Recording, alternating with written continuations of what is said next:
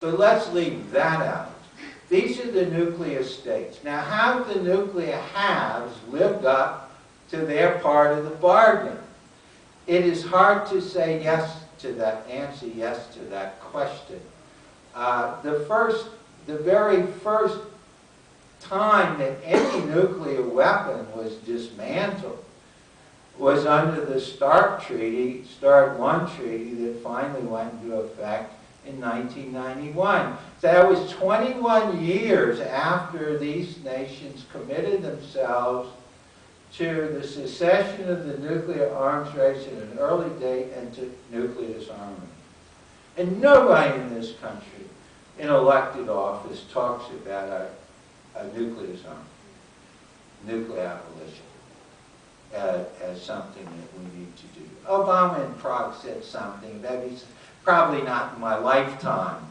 That's not what an early date means in his lifetime, assuming that he doesn't drop dead tomorrow. So what, we still possess around, well, the latest START 2 treaty just commits us down to 1,600 strategic nuclear weapons, and there are an awful lot of tactical nuclear weapons, including in the Middle East theater. So in terms of who's living up to their commitments, it is hard to argue that the villain of the piece is Iran. Though I still want to leave open the question of what their intention is, and Michael will address that. I'm not trying to say there's no concern here, okay? But this is the legal framework. Now, the non-signature to this treaty that is very much in the mix of the current tensions is Israel. Israel has nuclear weapons. I've heard between 200 and 400. I heard Michael say between 150 and 350. All right, whatever. They have nuclear weapons. They don't admit to nuclear weapons, but we know they have them. Mordecai Ben-Nunu, who was involved in that program, spilled the beans and was promptly imprisoned in Israel. Not only do they have nuclear weapons, they tested a nuclear weapon. They tested a nuclear weapon on September 22nd, 1979.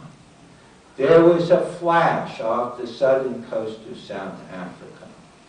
And all our senses said, uh-oh, somebody's tested a nuclear weapon. Well, as is almost always the case when it comes to Israel, the United States decided to cover up. And Carter appointed a commission, and the commission said, well, probably, we don't know, probably not, it was some kind of meteor thing. The Los Alamos scientists refused to accept that. They insisted that the signature of the explosion was a nuclear explosion. I met a scientist who was at Los Alamos. I met him in the 90s, and he said there just was no question about it. And then, interestingly, in 1997, in an article that appeared in the Israeli Haaretz daily newspaper, South African Deputy Foreign Minister Aziz Pahad confirmed for the first time that a flare of the Indian Ocean detected by an American satellite in September 1979 was a nuclear test. They tried to squash that, to call that into question.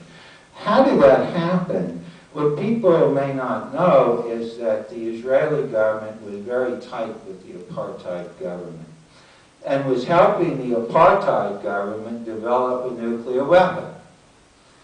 Now, fortunately, the apartheid government fell before that happened, and the the Mandela government discontinued the program. But anyway, so you're never sure your nuclear weapon will work till you test it.